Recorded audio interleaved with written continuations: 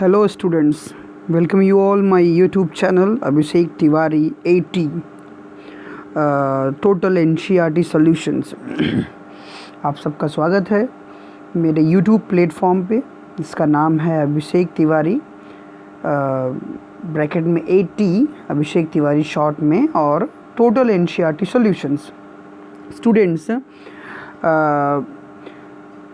we have accomplished 3 back-to-back lectures of the lesson The Village of Palampur NCERT Economics of class 9th. Okay, this is the 4th lecture which I'm just providing you.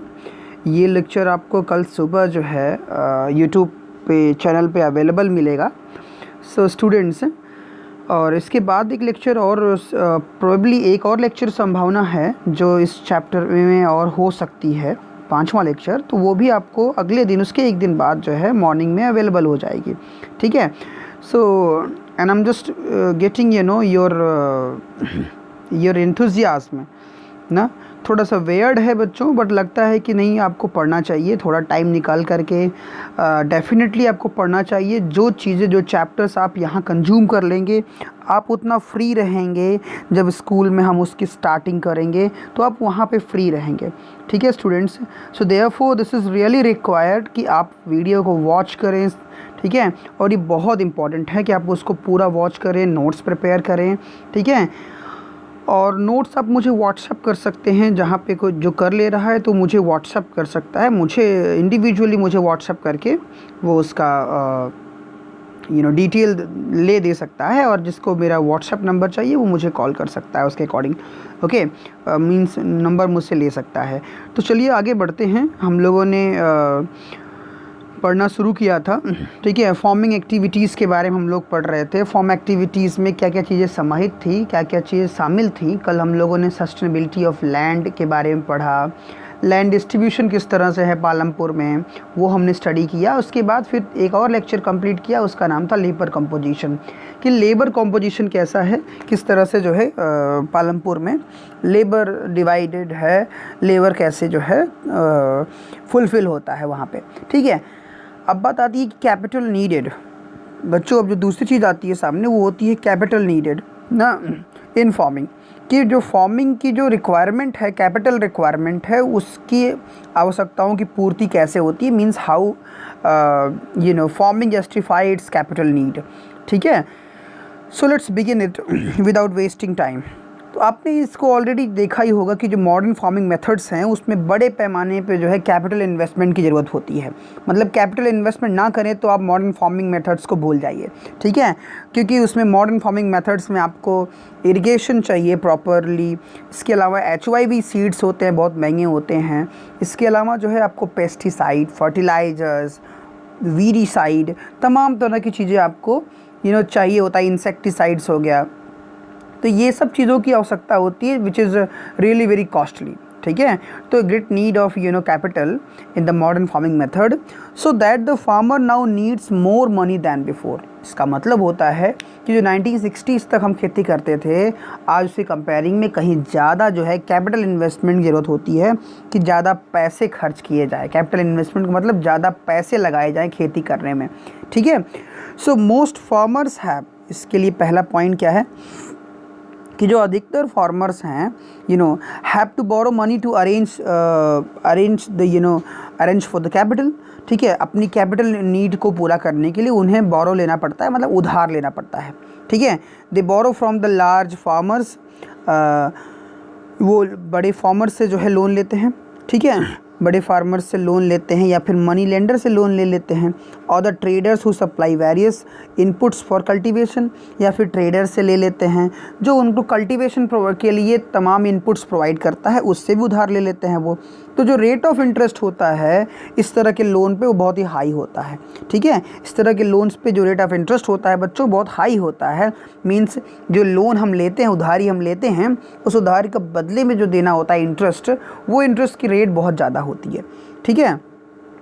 सो उस loan को repay करना काफ़ी इसलिए जो है it put to great distress to repay the loan. उस loan को भरने में बहुत ज़्यादा जो है टेंशन लेना पड़ता है, मतलब बहुत टेंशनेबल जॉब होती है कि आप उसका लोन का जो इंटरेस्ट है वो भरने में एक किसान को बहुत मुश्किलों का सामना करना पड़ता है।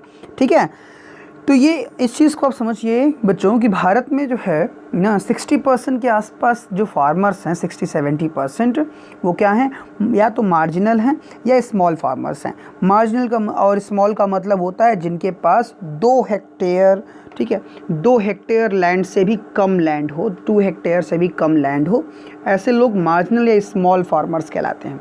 ठीक है, अब ऐसे लोगों क्या होता है कि ये हैंड टू माउथ प्रैक्टिस होती है इनकी, जो कमाते हैं उसको साल भर भी नहीं खा पाते हैं, फिर उनको अगली फसल के लिए उनके पास कुछ ऐसा नहीं होता है कि वो रखे हैं बचा करके उसको बेचकर अगली फसल को बो लेंगे, ऐसा नहीं होता है। फिर अगली फसल बोनी होती है तो उन्हें फिर से उधार लेना पड़ता है। तो ऐसे लोग अक्सर क्या होते हैं, इनका जो टेंड होता है, झुकाव होता है, वो किसकी ओर होता है, बोरो के लिए इनका जो झुकाव होता है वो मनी लेंडर्स की ओर होता है, इनफॉर्मल सेक्टर की ओर होता है, ट्रेडर्स से, जिससे खाद बीज ले रहे हैं, जिससे बीज ले रहे हैं, जिससे सीड्स मतलब ले रहे हैं, जिससे फर्टिलाइज़र ले रहे हैं, उसी से उन्होंने उधार ले लिया कि भैया हमें उधार में दे दो, हम फसल होने के बाद आपको देंगे। ठीक है, तो इस तरह के जो अनऑथराइज लोन होता है उसमें बड़े पैमाने पे उसके किसान को जो है इंटरेस्ट पे करना पड़ता है, और उसका जो पेमेंट होता है, रीपेमेंट होता है, वो बहुत ही स्ट्रेसफुल हो जाता है। ठीक है, उसकी एक कहानी यहाँ पे सामने दी गई है, मैं आपको ज़रूर सुनाना चाहूँगा। ठीक है, सविता एक छोटी एक किसान है। ठीक है, वो प्लान करती है कि वो गेहूँ अपनी खेत में बोएगी। ठीक है, 1 हेक्टेयर जो उसकी ज़मीन है उसमें वो सोच रही है कि वो उसमें गेहूँ बोएगी। ठीक है, तो इसके साथ बीज के साथ उसको फर्टिलाइज़र और पेस्टिसाइड्स उसकी भी ज़रूरत उसको हुई। तो उसके लिए उसको कैश की ज़रूरत हुई कि जिससे वो पानी ख़रीद सके या फिर रिपेयर कर सके अपनी फार्म इंस्ट्रूमेंट को, इसके लिए उसको पैसे की आवश्यकता हुई। ठीक है, उसने एस्टिमेट किया कि working capital itself would cost minimum of ₹3000। उसने ये जज किया और पाया कि एस्टिमेट करने पे कि कम से कम 3000 रुपये का जो है वर्किंग कैपिटल मिनिमम जो है उसकी ज़रूरत होगी। She doesn't have the money, उसके पास पैसे नहीं थे। तो उसने डिसाइड किया कि वो तेजपाल सिंह से उधार ले लेगी। अब देखिए तेजपाल सिंह यहाँ पे कौन है, ध्यान से आप कहानी सुनिए। एक फार्मर हैं ना, Tejpal Singh agrees to give Savita the loan at interest rate of 24% for 4 month. अब आप इस चीज़ को समझिए कि 24% लोन जो है 4 महीने के लिए, मतलब 6% पर मंथ के हिसाब से उसने क्या किया, तेजपाल सिंह ने लोन इसको दे दिया या ऑफ़र किया। ठीक है, जो कि बहुत हाई इंटरेस्ट रेट था। सविता को जो है also has to promise to work on his field as a farm labourer during the harvest season of ₹100 per day. इसके अलावा सविता को जो है उसको ये भी प्रॉमिस करना पड़ा कि हाँ ठीक है, वो ऑफ सीज़न में आपके यहाँ आके फार्म लेबरर का काम भी कर देगी, हार्वेस्ट सीज़न में ₹100 हर दिन के हिसाब से। तो आप इस चीज़ को देखिए कि this wage is quite low, ये मजदूरी बहुत कम है, ₹100 रोज़ की। So Savita knows that she will have to work very hard to complete harvesting on her own field. Savita ने रियलाइज़ किया कि उसे बहुत मेहनत करनी पड़ेगी अपनी फील्ड में फसल उगाने के लिए, जिससे कि वो इस उधार के जाल से बाहर आ सके। ठीक है, and then work as a farm labourer for Tejpal. और इसके अलावा ना केवल फसल से तो वो तेजपाल के उधार को चुकता कर नहीं पाएगी, तो उसे फार्म लेबरर की तरह भी काम करना पड़े जिससे वो उसका उधार चुकता कर सके। Harvest time is a very busy time, वो हार्वेस्ट टाइम बहुत बिजी टाइम होता है। और as a mother of 3 children she has a lot of household responsibilities. ठीक है, उसके पास बहुत सी घरेलू समस्याएँ भी होती हैं, जिम्मेदारियाँ होती हैं। सविता एग्री हो जाती है to these tough conditions as she knows getting a loan is difficult for a small farmer. ठीक है, वो ये जानते हुए कि एक स्मॉल फार्मर के लिए लोन लेना कितना कठिन होता है, फिर भी वो एग्री हो जाती है, वो उससे लोन लेती है। अब आप इस चीज़ को देखिए बच्चों कि 6% पर मंथ की इंटरेस्ट रेट से उस आदमी ने, वो तेजपाल ने सविता को लोन दिया। आप यूजुअली एक बैंक के पास जाते हैं तो बैंक 8% एनुअल इंटरेस्ट रेट पे आपको लोन देता है। यहाँ 24% एनुअल 4 मंथ का मतलब कि एक क्वार्टरली इंटरेस्ट रेट है, मतलब कि 24% एक 4 महीने का है तो 24th year 72% loan interest on the principal, कि जहाँ पे 8% वहीं दूसरी ओर 72% इंटरेस्ट पे एनम इंटरेस्ट पे वो सविता ने लोन ले लिया। ये अपने आप में बहुत ज़्यादा था, almost 9 time to the bank. ठीक है, तो ये एक समस्या हुई, कैपिटल की आवश्यकता महसूस हुई, पैसे की इन्वेस्टमेंट की, और सविता किसके पास गई? वो तेजपाल जैसे एक मतलब कि एक इनफॉर्मल सेक्टर के पास गई लोन लेने के लिए। उसका क्या किस तरह के चार्जेस उसने लगा दिए। दूसरा एक केस है यहाँ पे कि in contrast to the small farmers the medium and large farmers have their own savings from farming. वहीं जो मीडियम और लार्ज फार्मर्स होते हैं, जो बड़े किसान होते हैं और मझोले किसान होते हैं, ठीक है, उनके पास अपनी खुद की सेविंग्स होती हैं।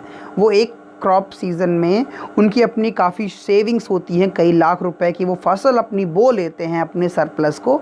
ठीक है, they are thus able to arrange for the capital needed, इसलिए उनको कैपिटल अरेंज जो इन्वेस्टमेंट करना होता है उसकी आवश्यकता नहीं होती खोजने के लिए। ठीक है, how do this farmers have their own savings, ये फार्मर्स के पास अपनी सेविंग्स कैसे होती है ना। आप इसका आंसर अगले सेक्शन में जान जाएंगे। ठीक है, तो अब इस तरह से इस स्टोरी को ये इसको आपको नहीं पढ़ना है फ़िलहाल। अब आगे हम लोग बढ़ते हैं और एक नेक्स्ट कंडीशन की ओर। तो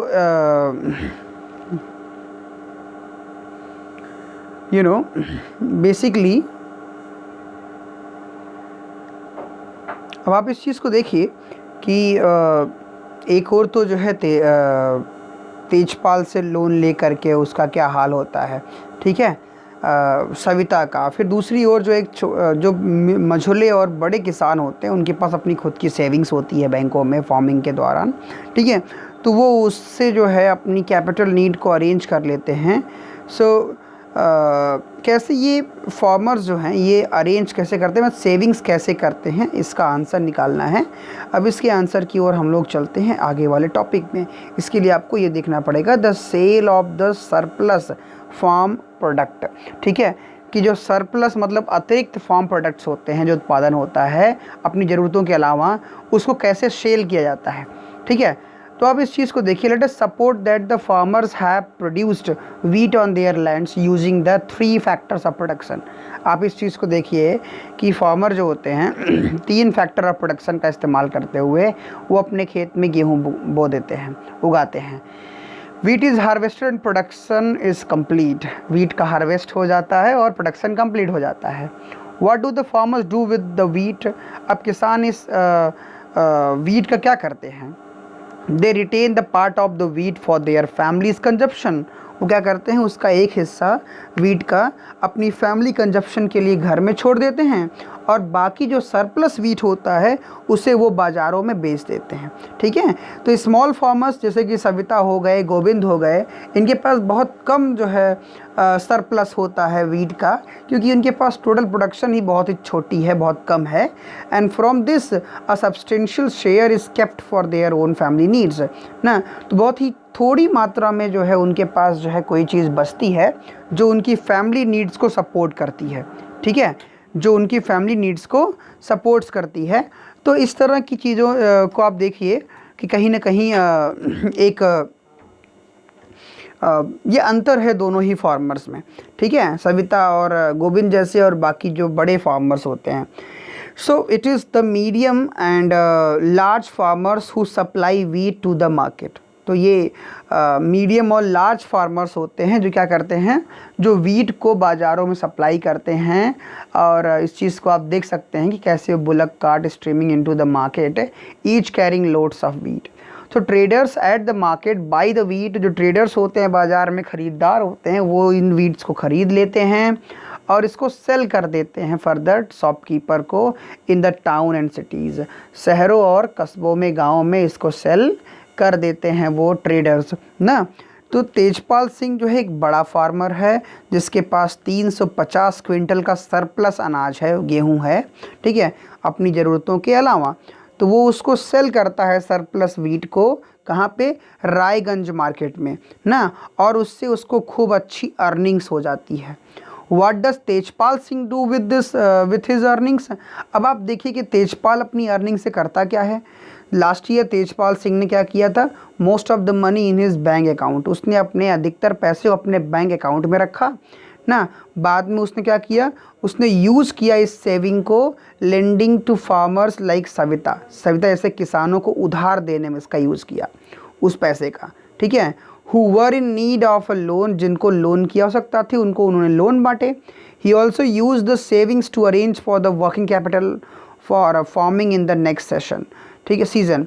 इसके अलावा जो है उसने उस सेविंग का इस्तेमाल किया जिससे कि वो अरेंज कर सके ना फॉर द वर्किंग कैपिटल ना, वर्किंग कैपिटल अगली फार्मिंग के लिए, नेक्स्ट सीज़न के लिए कैपिटल वर्किंग कैपिटल के जो है अरेंजमेंट करने के लिए उन्होंने सेव कर लिया।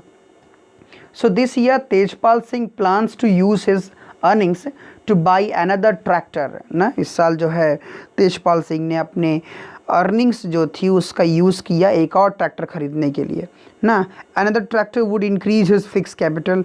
अब एक और ट्रैक्टर आ जाता तो उससे क्या हुआ, आ गया तो क्या हो गया कि उनकी अपनी फ़िक्स कैपिटल में बढ़ोतरी हो गई, ठीक है।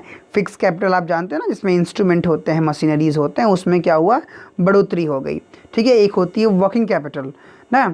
तो like Tejpal Singh other large and medium farmers sell the surplus farm products, a part of the earning is saved, कुछ उसका हिस्सा सेव कर लेते हैं, and kept for buying capital for the next season, और इसके अलावा बाकी कैपिटल को जो है वो सेव करके रख लेते हैं अगले सीज़न में काम आने के लिए। Does they are able to arrange for the capital for farming from their own savings. तो इसलिए वो लोग क्या होते हैं, वो अपनी कैपिटल को जो है सेव करके रखते हैं जिससे कि वो अपनी अपकमिंग फार्मिंग ज़रूरतों को पूरा कर सकें। कुछ फार्मर्स ऐसे हैं might also use the savings two by cattle, कुछ जो है फार्मर्स उन सेविंग्स का इस्तेमाल जानवर ख़रीदने में, ट्रक ख़रीदने में, और टू सेटअप शॉप्स या फिर दुकान वगैरह खोलने में यूज़ करते हैं, ठीक है। तो जिस चीज़ को अब आगे हम लोग पढ़ेंगे कि constitute the capital for non farm activities, कि कैसे जो है नॉन फॉर्म एक्टिविटीज़ के लिए कैपिटल जो है कॉन्स्टिट्यूट लोग करते हैं। नॉन फॉर्म एक्टिविटीज़, ये तो अभी तक हम लोगों ने फॉर्म एक्टिविटीज़ को पढ़ा कि किस तरह से जो है एक फॉर्म एक्टिविटी होती है, मतलब क्या एग्रीकल्चरल एक्टिविटी होती है, उसमें किस किस चीज़ की आवश्यकता होती है। जो हम एग्रीकल्चरल एक्टिविटीज़ को पढ़ते हैं तो यहाँ हमें आवश्यकता होती है सस्टेनेबिलिटी ऑफ लैंड की, कि लैंड सस्टेनेबिलिटी बनी रहे, फिर लैंड पे जो लैंड डिस्ट्रीब्यूशन किस तरह का है, लेबर कंपोजिशन कैसा है वहाँ का, कैपिटल कितने रिक्वायरमेंट जो होती है फार्मिंग में उसके बारे में हमने पढ़ा, और इसके अलावा sale of surplus farm products जो होते हैं कि किस तरह से एक मार्जिनल और स्मॉल फार्मर्स नहीं कर पाते हैं, मिडिल और लार्ज फार्मर्स जो होते हैं वो sale of surplus farm products का करते हैं, ठीक है।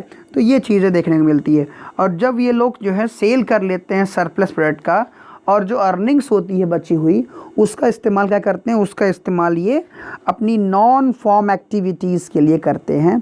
अब हमें यहाँ पे ज़रूरत है कि हम पालमपुर के नॉन फॉर्म एक्टिविटीज़ को पढ़ें कि पालमपुर में किस तरह की नॉन फॉर्म एक्टिविटीज़ परफॉर्म की जाती है, ठीक है।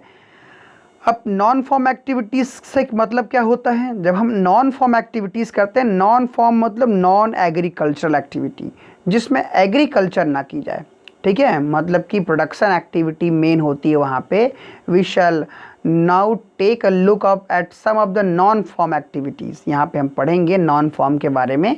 Only 25% of the people working in Palampur are engaged in activities other than agriculture, ठीक है। केवल 25% ऐसे लोग हैं वहाँ पालमपुर में जो कि नॉन फॉर्म एक्टिविटीज़ में, मतलब कि अदर दैन एग्रीकल्चर में इंगेज हैं, ठीक है। अब यहाँ पे आती है बात कि नॉन फॉर्म एक्टिविटीज़ जो खेतों में नहीं की जाती है, इस तरह की एक्टिविटीज़ क्या हो सकती हैं गांव में, ठीक है। तो सबसे कॉमन चीज़ होती है dairy, okay. The other common activity वो क्या होता है, डेयरी होती है ना। डेयरी आप जानते हैं ना, डेयरी, तो डेयरी से जहाँ से आप मिल्क प्रोडक्ट ले आते हैं, पनीर है, दूध है, सब चीज़ें ले आते हैं, वो डेयरी है ना। तो गांव में ये चीज़ें कॉमन होती है, जहाँ पे हम एक तरह से मिल्क का चिलिंग सेंटर हो जाता है, जहाँ पे दूध वगैरह पूरे आसपास के क्षेत्रों से लोग दूध ला करके वहाँ सेल करते हैं। सो डेयरी जो है एक कॉमन एक्टिविटी होती है, बहुत सी फैमिलीज़ पालमपुर में करती हैं dairy activities. People feed their buffaloes on various kinds of grass and jowar and bajra, क्योंकि वहाँ ज्वार बाजरा होता है और घास अलग अलग तरह की, तो अपने के भैंस वगैरह को जो है लोग उसके ऊपर फीड करते हैं ना, वही खिलाते हैं। During the rainy season the milk is sold in Raiganj, और जो उनका दूध निकालते हैं बफेलोज का वो रायगंज में बेचा जाता है, the near by large village, जो कि बड़ोस में ही एक बड़ा गाँव है। Two traders from Sahpur town have set up collection cum chilling centers at Raiganj, from where the milk is transported to far away towns and cities. ठीक है, to traders from Shahpur के 2 ट्रेडर्स ऐसे हैं, have set up collection cum chilling centre, उन्होंने collection या chilling centre बना रखा है कहाँ पे, रायगंज में, from where the milk is transported to far away towns and cities, जहाँ से मिल्क क्या होता है, ट्रांसपोर्ट होता है far away towns and cities, मतलब दूर दूर के जो है कस्बों और शहरों की ओर जहाँ से मिल्क ट्रांसपोर्ट होता है। तो ये एक नॉन फॉर्म एक्टिविटी है जो पालमपुर में परफॉर्म की जाती है। ठीक है, तो इसके अलावा दूसरी नॉन फॉर्म एक्टिविटीज़ अगर हम देखें, an example of small scale manufacturing in Palampur. अब बात आती है कि स्मॉल स्केल मैन्युफैक्चरिंग पालमपुर में कैसे होता है। ठीक है, आप इस चीज़ को एज्यूम कर सकते हैं अपने नज़रिए से भी कि आपके गांव में ऐसी मैन्युफैक्चरिंग एक्टिविटीज़ कौन सी होती है या नहीं होती है। ठीक है, let's see the lecture. At present less than 50 people are engage in manufacturing in Palampur. आज वर्तमान में 50 लोगों से भी कम लोग जो है वो मैन्युफैक्चरिंग में इंगेज हैं, क्योंकि पालमपुर एक गांव है और टिपिकली एक एग्रीकल्चरल विलेज है। ठीक है, इसलिए केवल 25 ऐसे लोग हैं, ठीक है, जो इंगेज हैं जो है मैन्युफैक्चरिंग में पालमपुर में। Unlike the manufacturing that takes place in the big factories in the town, अब जो बड़ी बड़ी फैक्ट्रीज़ में मैन्युफैक्चरिंग होती है उस तरह से अलग हटके ना, मैन्युफैक्चरिंग जो पालमपुर में होता है involves very simple production method. यहाँ पे बहुत ही सिंपल प्रोडक्शन मेथड्स का इस्तेमाल किया जाता है प्रोडक्शन के लिए। ठीक है, and are done on small scale, और जो प्रोडक्शन होता है वो बहुत ही स्मॉल स्केल पे होता है, कम मात्रा में होता है। They are carried out mostly at home और in the fields with the help of family labour. ठीक है, तो जो ये चीज़ें प्रोडक्ट होते हैं मैन्युफैक्चरिंग प्रोडक्ट्स, ये लिए जाते हैं अधिकतर जो है घर या फिर फील्ड के साथ, with the help of family labour ना, घरों पर या फिर खेतों में फैमिली लेबर्स का इस्तेमाल करते हुए ये काम किए जाते हैं। Rarely are labourers hired. ठीक है, बहुत रेयरली इसमें लेबरर्स को हायर किया जाता है, बाकी यहाँ पे घर के लोग ही करते हैं अधिकतर। ठीक है, तो स्मॉल मैन्युफैक्चरिंग के बारे में हम बात कर रहे हैं। आप इस चीज़ को सोचिए बच्चों कि गाँव में ऐसी क्या चीज़ हो सकती है स्मॉल मैन्युफैक्चरिंग के रूप में, जो हम अपने यहाँ इंट्रोड्यूस करके जो सरकार जो है आत्मनिर्भर बनने की बात करती है वो हम कर सकते हैं। तो इसका एक एग्जांपल यहाँ सामने दिया है, आप उसको पढ़िए और आप डेफिनेटली कमेंट बॉक्स में मुझे बताइए कि आपके गांव के आसपास स्मॉल स्केल पे, वेरी स्मॉल स्केल पे कौन सी मैन्युफैक्चरिंग एक्टिविटीज़ चल रही है। मैन्युफैक्चरिंग मतलब जहाँ एक प्रोडक्ट बनाया जाए, ठीक है, रॉ मटेरियल्स का यूज़ करते हुए एक नया प्रोडक्ट बनाया जाए, वही होता है वही जो है आपको यहाँ पे मेंशन करना है। ठीक है, कि ऐसी कौन सी जो है मैन्युफैक्चरिंग एक्टिविटी आपके गांव में, आपके आसपास के गांव में होती है। ठीक है, जैसे बहुत से गांवों में जो है अगर देखा जाए कहीं कहीं पे बीड़ी वगैरह बनाते हैं, तो बीड़ी वगैरह की जो फीलिंग करनी होती है उसको करने में लोग एंगेज हैं। कहीं कहीं क्या होता है, लोग घरों के आसपास छोटी मोटी ऐसी फैक्ट्रीज वगैरह डाल करके, ठीक है, और भी ऐसी यूटिलिटी की चीज़ें हैं जिसको बनाना शुरू कर देते हैं। ठीक है, तो ये स्मॉल स्केल की जो है मैन्युफैक्चरिंग्स हैं जो होती हैं। कई कई गाँवों में जो है चूने के पैकेट बना के जो लोग टोबैकोस के साथ खाते हैं, वो चूने के पैकेट बना के बेचते हैं, तो ये भी एक मैन्युफैक्चरिंग यूनिट है। ठीक है, यहाँ एक एग्जाम्पल दिया है, हम उसको देखेंगे कि किस तरह की मैन्युफैक्चरिंग एक्टिविटीज़ यहाँ पे दी गई हैं। ठीक है, मतलब कि मैन्युफैक्चरिंग एक्टिविटीज़ किस तरह की यहाँ पे दी गई हैं। अब देखिए यहाँ पे एक मिस्री लाल है, has purchased mechanical sugarcane crushing machine.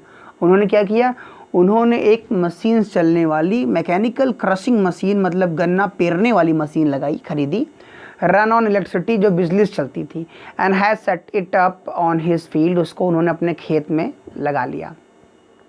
Sugar cane crushing was earlier done with the help of bullocks. इसके पहले शुगर केन जो है क्रश करने का काम बैलों की मदद से होता था। आपने देखा होगा अगर कि कैसे बैल घूमते थे तो गन्ने क्रश हुआ करते थे। ठीक है, एक बड़ी सी लाठी या एक लकड़ी लगी होती थी उन बफेलोस के साथ, वो घूमते थे तो मशीन घूमता था ना, और उससे जो है सिंपल फिजिक्स के रूल्स हैं, उससे क्रशिंग हुआ करता था। ठीक है, आपने लीवर्स और ये सब चीज़ों के बारे में पढ़ाई होगा फिजिक्स में। ठीक है, सो people prefer to do it by machines these days, लेकिन आजकल लोग इसको मशीन से प्रेफर करते हैं। ठीक है, so Mishri Lal also buy sugar cane from other farmers. Mishri Lal जो है दूसरे किसानों से भी जो है खरीदता है। ठीक है, buy sugar cane and process it into jaggery, और उसको प्रोसेस करके जैगरी बनाता है। तो jaggery is then sold to traders at Shahpur. उसके बाद से जैगरी ना वो बेच दी जाती है at Shahpur. In the process Mishri Lal makes a small profit. इस तरीके से मिस्री लाल को एक छोटा सा प्रॉफिट होता है गन्ने से गुड़ बना के बेचने में। तो ये भी एक प्रोसेसिंग है, एक मैन्युफैक्चरिंग यूनिट है ना। गांव में गन्ने से जो है गुड़ बनाना, ये चीज़ें बना करके लोग बेचते हैं। ठीक है, इसके अलावा गांव में गन्ने से ही लोग पहले सिरका बनाते थे। ठीक है, तो वो जो सिरका बनाते थे, सिरका आप खाए होंगे, तो वो सिरका जो है वो ऐसे ही बनता है। तो इस तरह से भी आप ना इनको भी आप मैन्युफैक्चरिंग के रूप में आप बेच सकते हैं करके। ठीक है, अब यहाँ पे कुछ क्वेश्चंस हैं, आप इसको ज़रूर पढ़ेंगे कि ये क्वेश्चंस क्या हैं। अब इसके बाद जो है आगे बढ़ते हैं, तो आगे जो है अलग टॉपिक इसमें आता है। तो ये जो टॉपिक्स हैं बच्चों, द शॉपकीपर्स ऑफ पालमपुर, फिर उसके बाद ट्रांसपोर्ट, फास्ट डेवलपिंग सेक्टर। ठीक है, ये दो ही ऐसे पॉइंट्स रह गए हैं। फ़िलहाल हम कोशिश करें ख़त्म ही कर लें इसको, आज 4 लेक्चर में इसको समाप्त कर लेते हैं। देखते हैं शॉपकीपर्स ऑफ पालमपुर। अब आती है बात, अब अगला इसमें जो नॉन फॉर्म एक्टिविटी है वो क्या है, शॉप कीपिंग होती है, दुकानें खोलना। ठीक है, पीपल इन्वॉल्व इन ट्रेड, यहाँ पे लोग इन्वॉल्व हैं ट्रेड वगैरह में। ठीक है, so trader not in many are not many in Palampur. Trade जो बहुत ज़्यादा एक्टिविटीज़ नहीं है पालमपुर में। ठीक है, जो ट्रेड एक्टिविटी है वो बहुत अधिक मात्रा में नहीं होती है पालमपुर में, बहुत रेयर ऑफ रेयरेस्ट जो है इसमें इंगेज हैं। The traders of Palampur are shopkeeper.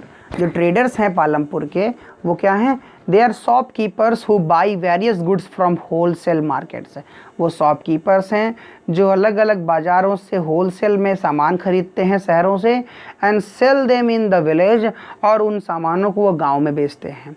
तो आप देखेंगे कि small general stores in the village selling a wide range of items like rice, wheat, sugar, tea, oil, biscuits, soaps, toothpaste, batteries, candles, notebooks, pen, pencil, even some cloth. तो ये सारी चीज़ें जो है एक छोटी सी जो है जनरल स्टोर, वो ये सब सामान गांव में बेचते हैं।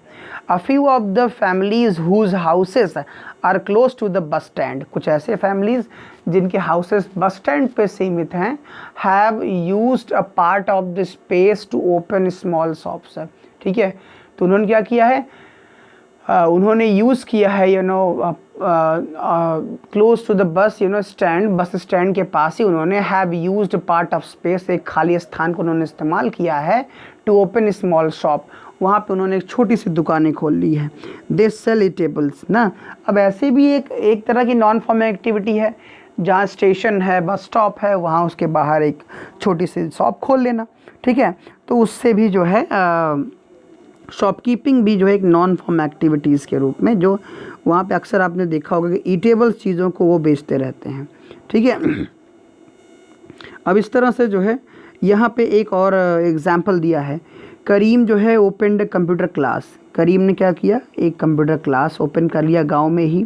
रिसेंट ईयर्स में एक बड़ा larger number of students have been attending college in Shahpur town, बड़ी संख्या में लोग शाहपुर में जो है कॉलेज अटेंड करने जाते थे। Karim found that a number of students from the village are also attending computer classes, उसने ये भी पाया कि बड़ी संख्या में जो विलेजर्स हैं ना वो कंप्यूटर क्लास अटेंड करने भी जाते हैं टाउन में। So there were 2 women in the village who had a degree in computer applications ना, शहर 2 ऐसी महिलाएं हैं वे गांव में जिनके पास एक डिग्री है कंप्यूटर एप्लीकेशंस की। He decided to employ them, उसने डिसाइड किया कि वो उन लोगों को नौकरी दे देगा।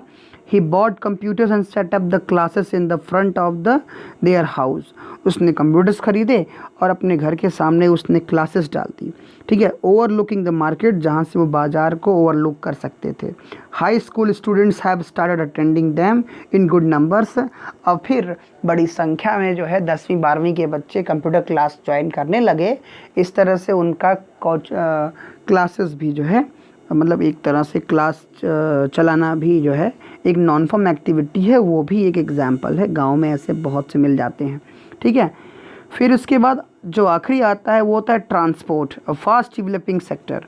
अगला जो फैक्टर होता है नॉन फॉर्म एक्टिविटी जो गांव में होती है वो होती है transport.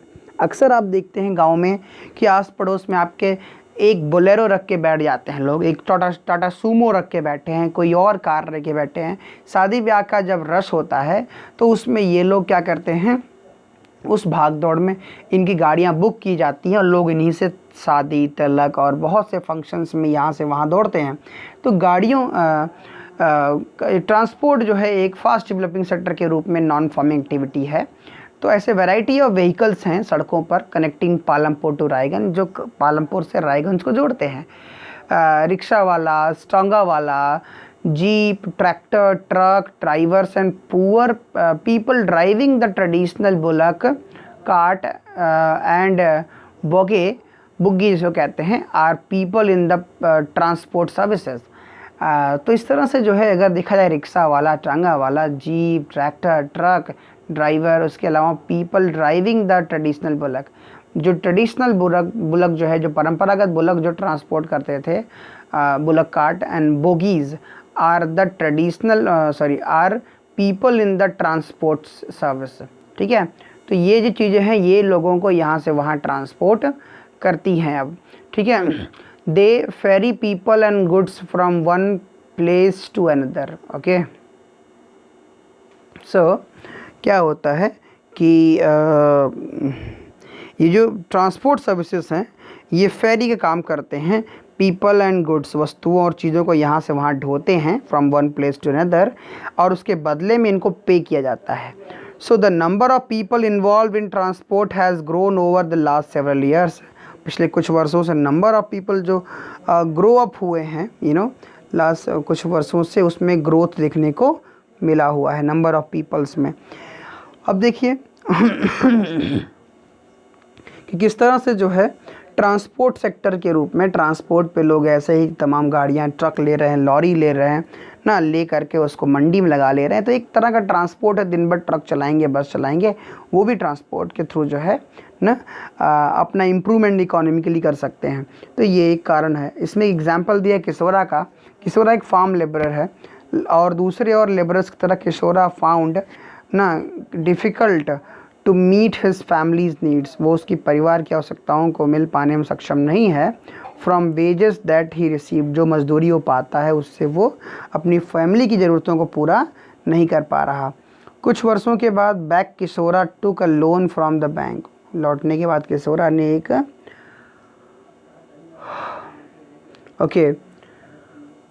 Took a loan from the bank, उसने बैंक से एक लोन ले लिया किशोरा ने, ठीक है। और this was under a government programme, ये जो लोन था एक गवर्नमेंट प्रोग्राम के तहत था, which was giving cheap loans to poor landless household, जिसमें बेचारे जो है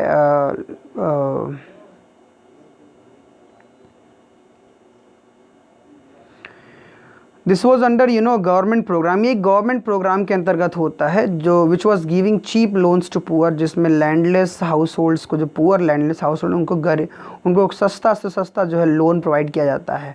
Kishora bought a buffalo with this money, Kishora ने उस पैसे के साथ एक भैंस खरीदी। He now sells the buffaloes, अब वो बफेलोज को जो है वो उसको now sell the buffaloes milk, और बफेलो के दूध को जो है वो बेचता है। Further he has attach a wooden card, उसने एक वुडन कार्ड बनाया टू हिज बफेलोज, अपने बफेलोज के लिए, and use it to transport various item, और उसके इस्तेमाल से वो उसको लेकर के अलग अलग स्थानों पे घूमने लगा। And uses it to transport various items means, तो अगर इस तरह से देखा जाए, so further he attached a wooden cart to his buffalo and uses it to transport various items, और उससे वो कई तरह के सामानों को यहाँ से वहाँ ढोते हैं ना। एक वीक में एक बार वह रिवर गंगा के पार जाता है to bring back clay from for the potter के लिए क्ले मिट्टी लाता है। और sometimes he goes to Shahpur okay with a load of jaggery और अदर कमोडिटीज़। फिर कभी कभी तुम जो है या तो खाली हो तो इस तरह से आप होते हैं तो आप वहाँ पे पालमपुर में वो क्या करता है कि वो रिवर गंगा के पास निकल जाता है, वहाँ जा कर के क्ले लाता है पॉटर्स के लिए। कभी कभी वह जाता है शाहपुर और वहाँ से लोड ऑफ जैगरीज को भर के लाता है, और उसके अलावा और कमोडिटीज़ को। तो हर महीने he get some work in transport, वो ट्रांसपोर्ट से कुछ पैसे पा जाता है। उसका परिणाम क्या होता है? Kishora is able to earn more than what he used to do some years before. तो किशोरा जो है कुछ वर्ष पहले जो स्थिति थी उससे कहीं ज़्यादा जो है आज एबल है अर्न करने के लिए। तो ये भी एक नॉन फार्मिंग एक्टिविटीज़ है। तो नॉन फार्मिंग एक्टिविटीज़ आप भी ऐसे मेंशन कर सकते हैं गांव से, और बहुत ही बेहतर इसका डिस्क्रिप्शन है। तो आई थिंक आपको ये पसंद आया होगा कि नॉन फार्मिंग और फार्मिंग एक्टिविटीज़ क्या हैं, इनसे जुड़े हुए क्वेश्चंस हैं। कोशिश करो इनको प्रैक्टिस करने की।